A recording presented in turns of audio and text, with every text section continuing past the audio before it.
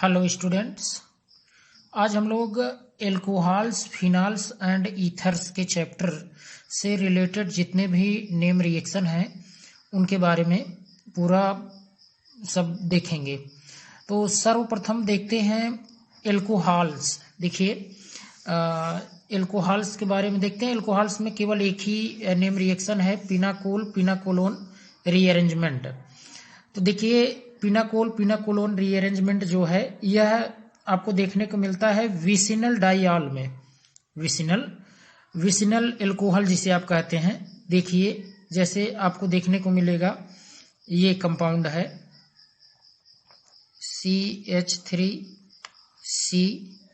CH3 और यहीं से OH, और इस साइड आप यहाँ पर एक कार्बन और वहां भी अटैच करेंगे CH3OH। अगर आप देखें तो अगल बगल के कार्बन से जब OH कनेक्ट रहता है तो उसी को आप विसिनल कहते हैं, है ना। इसके साथ अगर आप रिएक्शन करवाते हैं, यहाँ डाइल्यूट एसिड ले लीजिए, है ना, डाइल्यूट H2SO4 के साथ रिएक्शन करवाएंगे तो होता क्या है कि यहां से H2SO4 का H+ इन OH में किसी एक OH को निकालता है तो कार्बन पर क्या आ जाता है, कार्बन पर आ जाएगा पॉजिटिव चार्ज, यानी कार्बोकेटायन के फॉर्म में ये हो जाता है कुछ इस तरीके से।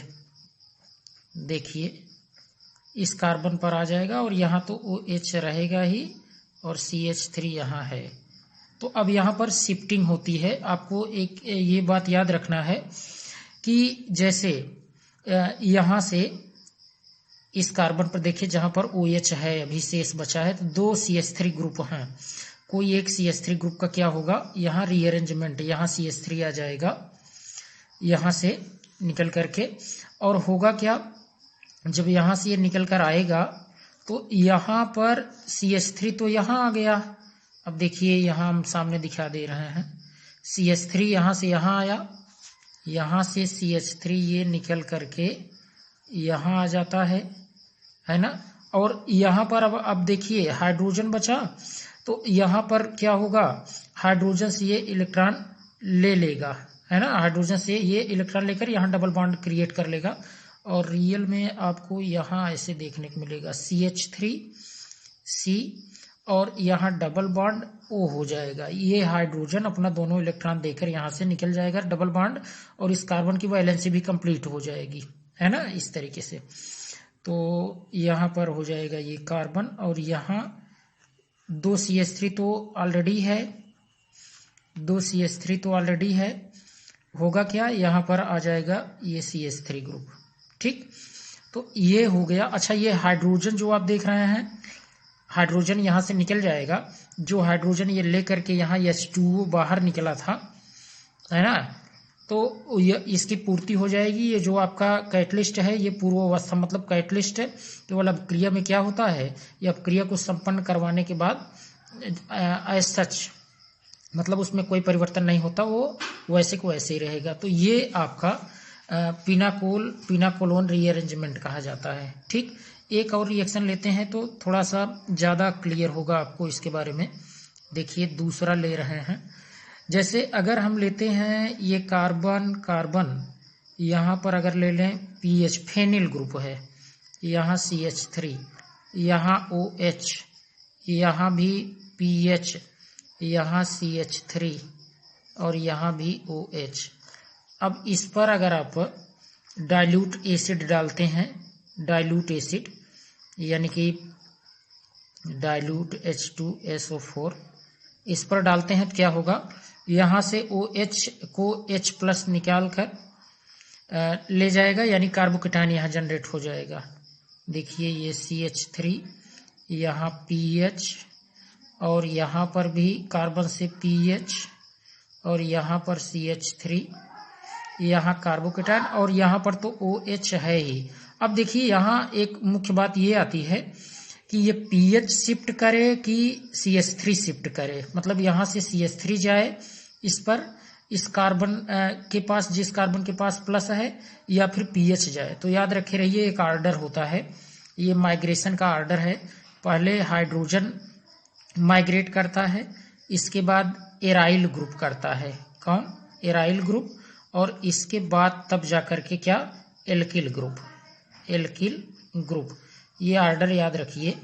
तो अब यहाँ आपको देखने को मिल रहा होगा कि हाइड्रोजन तो है नहीं, एराइल और एल्किल में एराइल ग्रुप ही यहाँ से क्या होगा? वो शिफ्ट करेगा, अर्थात जो आपका यहाँ प्रोडक्ट मिलेगा वो क्या होगा? यही पीएच इस कार्बोकेटायन वाले कार्बन के पास चला जाएगा और ये हाइड्रोजन से इलेक्ट्रॉन लेकर डबल बॉन्ड यहाँ क्रिएट कर देगा, अर्थात ये प्रोडक्ट आपको मिलेगा। देखिए यहाँ इस कार्बन से यहाँ पीएच, ऑलरेडी यहाँ CH3 तो है ही और यहाँ भी आपको पीएच दिखेगा। ठीक, तो ये रहा आपका क्या? पिनाकोलोन रीअरेंजमेंट। ठीक, उम्मीद करते हैं कि आप इसे समझे होंगे। अब यही एक ही रिएक्शन था एल्कोहल में। अब हम लोग देखते हैं फिनाल के रिएक्शन। देखिए डाउज प्रोसेस में क्या है कि ये एल्कोहल, ये फिनाल एल्कोहल का तो हो गया ना, एल्कोहल का भी अपने ऊपर देखा यहाँ पिनाकोलोन रीअरेंजमेंट, इसको आपने देखा। अब ये जो दूसरा आप देख रहे हैं यहाँ, ये है आपका डाउज प्रोसेस। यह फिनाल को प्रिपेयर करने का ये नेम रिएक्शन है। देखिए इसमें क्या होता है डाउज प्रोसेस में। डाउज प्रोसेस में आप लेते हैं क्लोरोबेंजीन लेते हैं और क्लोरोबेंजीन पर आप रिएक्शन इसके साथ करवा देते हैं NaOH, सोडियम हाइड्रोक्साइड का। और यहाँ टेम्परेचर आप लेते हैं 623 केल्विन आप लेते हैं। ठीक है, 623 केल्विन, और लगभग यहाँ पर तो प्रेशर भी 300 एटमॉस्फेरिक प्रेशर, ATM आप लिख दीजिए। तो इसको आप अप्लाई करते हैं। इसके बाद क्या होगा कि यहाँ सोडियम फिनाक्साइड बन जाएगा। क्या बनेगा? सोडियम फिनाक्साइड, है ना। ये सोडियम, इसका H देखिए कुछ इस तरीके से टूटता है, यहाँ पॉजिटिव यहाँ नेगेटिव, और यहाँ से ये अलग होगा तो ये नेगेटिव और कार्बन पर पॉजिटिव आ जाएगा, तो पॉजिटिव से इसका नेगेटिव यानी ONA, यहाँ जुड़ जाएगा, सोडियम फिनाक्साइड हो गया, और HCl बाहर निकल जाएगा। ठीक, तो अब देखिए ये तो फर्स्ट स्टेप रहा। सेकंड स्टेप में क्या होता है, ये सोडियम फिनाक्साइड पर आप एसिड के साथ रिएक्शन करवाते हैं। ये ONA है, सोडियम फिनाक्साइड। ठीक, इसके साथ आप क्या करते हैं? एसिड का रिएक्शन करवा देते हैं, जैसे HCl क्रिएट करवा दीजिए, तो NaCl बाहर हो जाएगा, NaCl बाहर हो जाएगा, और H उसी के प्लेस पर, तो Na के प्लेस पर H जुड़ जाएगा। इस तरीके से आपका ये फिनाल बन जाता है। ठीक, ये रहा आपका डाउज प्रोसेस। देखते हैं अब नेक्स्ट। देखिए नेक्स्ट है आपका रासिक प्रोसेस। ये भी फिनाल के प्रिपरेशन के लिए ही है। इसमें सर्वप्रथम आप क्या करेंगे, रासिक प्रोसेस में भी आप वही क्लोरोबेंजीन ही लेते हैं। रासिक प्रोसेस में भी आप क्या करते हैं? क्लोरोबेंजीन ही लेते हैं, ये क्लोरोबेंजीन, और इसके साथ आप क्रिया करवाते हैं किसकी? जल की क्रिया करवा देते हैं, है ना, जल की क्रिया in the presence of calcium phosphate ले लीजिए, या फिर CA3PO4 का होल ट्वाइस, या फिर आप ले सकते हैं SiO2।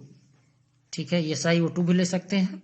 टेम्परेचर यहाँ 998 केल्विन, 700 केल्विन से 2 केल्विन कम। ठीक है, तो ये आपका बन जाता है क्या?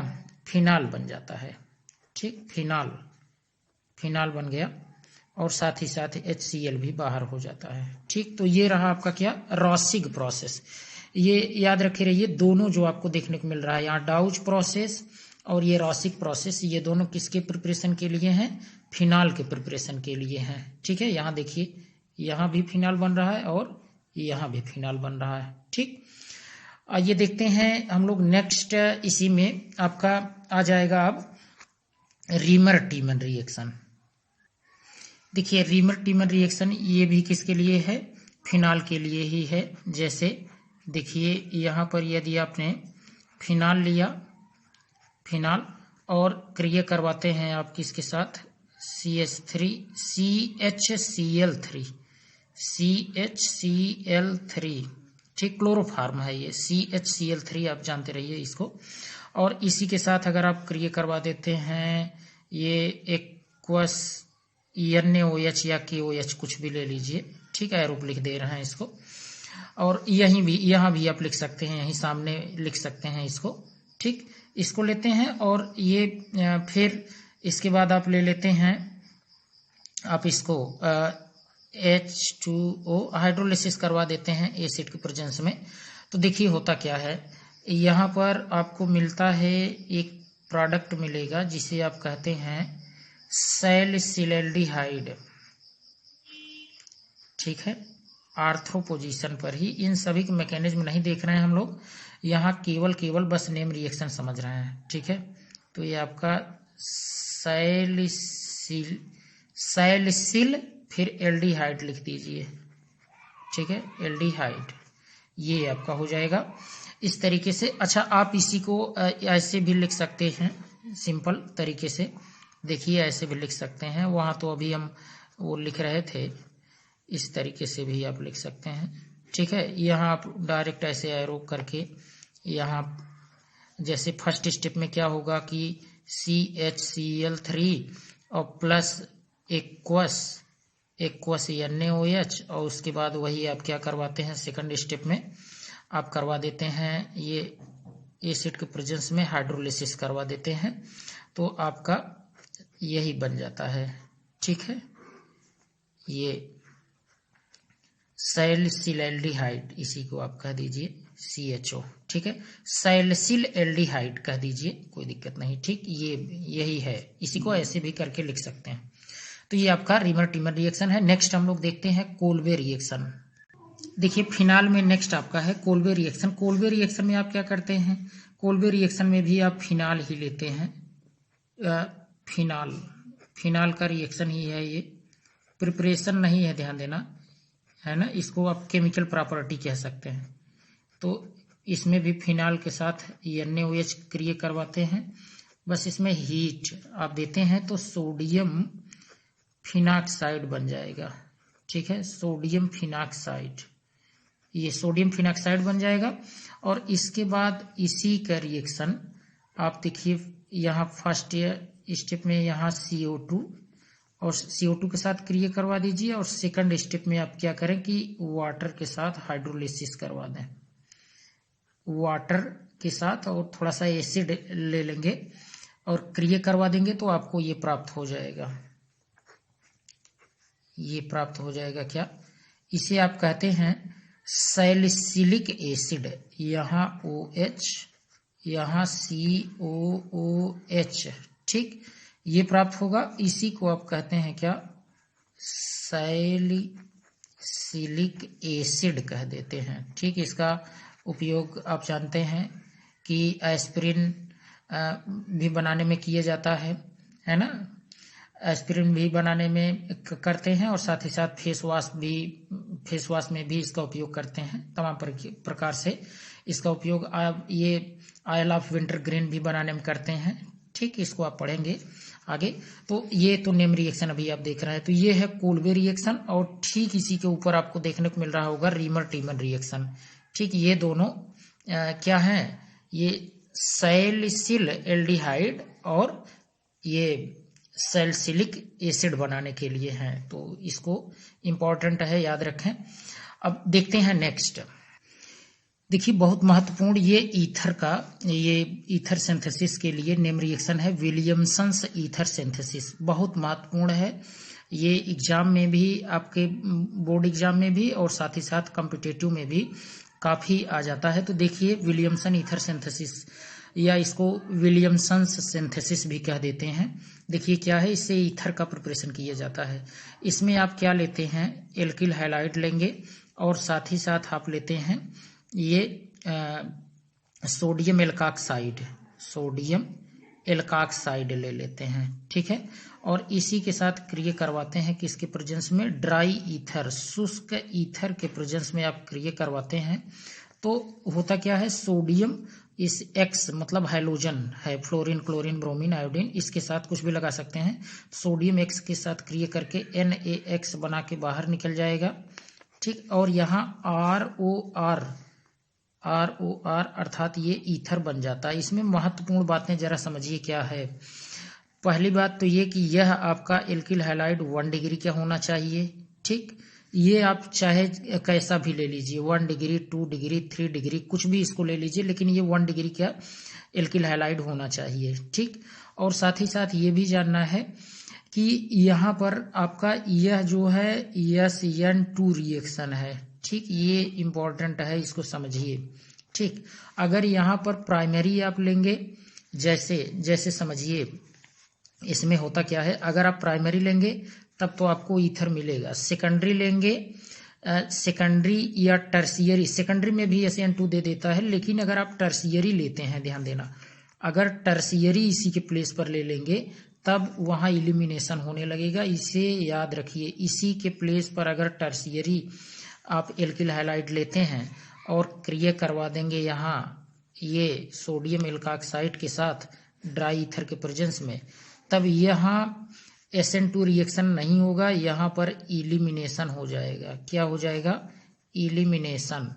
और इलिमिनेशन में हमेशा आपको क्या प्राप्त होगा? यहाँ एल्कीन प्राप्त होगा, ध्यान देना, एल्कीन।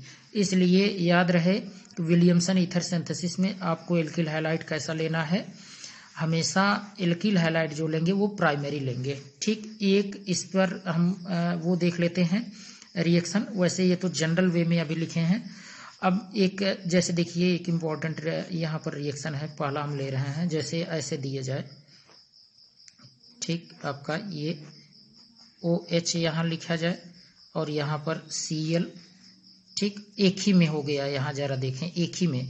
तो इसके साथ अगर सोडियम की क्रिया करवाएं, सोडियम की, यहाँ ध्यान दीजिए, सोडियम के साथ क्रिया होगी तो ये क्या करेगा? केवल H को रिप्लेस कर देगा, है ना, H को रिप्लेस कर देगा। और यहाँ आपको प्राप्त होगा, ये देखिए कुछ इस तरीके से प्राप्त हो जाएगा ONA, और ये Cl रहेगा ही, ठीक। और इसके बाद यहाँ ड्राई ईथर के प्रेजेंस में क्रिया होगी, सोडियम क्लोराइड बाहर निकल जाएगा और आपको प्रोडक्ट मिलेगा, देखिए कुछ इस तरीके से, यहाँ पर ये ऑक्सीजन, और इसी को THF कहते हैं, THF, टेट्राहाइड्रोफ्यूरान, आपका ये प्राप्त हो जाएगा, ठीक। ये रहा आपका विलियमसन ईथर सिंथेसिस, ठीक। इसके बाद इसमें एक फ्रीडल क्राफ्ट रिएक्शन भी है, जिसको हम पिछले वीडियो में बताए हैं, आप चाहें तो वहां से देख सकते हैं। और इसमें केवल इतना ही है, एल्कोहल्स, फिनॉल्स, ईथर्स में, और आपको कुछ एक्स्ट्रा पढ़ने की जरूरत नहीं है। नेम रिएक्शन में बस यही इतने हैं। तो वीडियो आपको कैसी लगी आप कमेंट बॉक्स में बताइए, और साथ ही साथ यदि आप नए हैं तो चैनल को सब्सक्राइब करिए। आज के लिए इतना ही, थैंक्स।